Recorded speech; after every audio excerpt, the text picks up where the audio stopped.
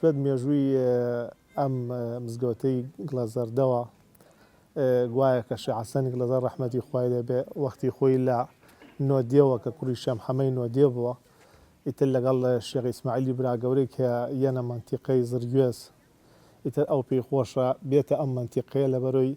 ئێرەی بە شوێنێکی پیرۆستتر و دوور بوو لە تەماع و عەرز و ئاوشتی کەم بووە حەزی کردووە لێرە عیبادات و ئیرشادات و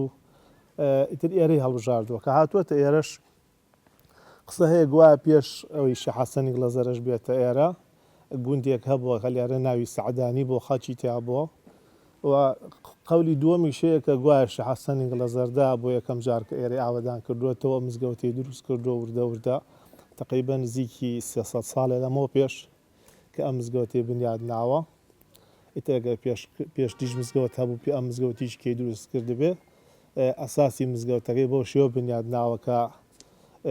ئەو تاقانی تیا دروست کردووە و چلێ زستان و چلێ هاوین و وەرزەکانی تیا دیاری کردووە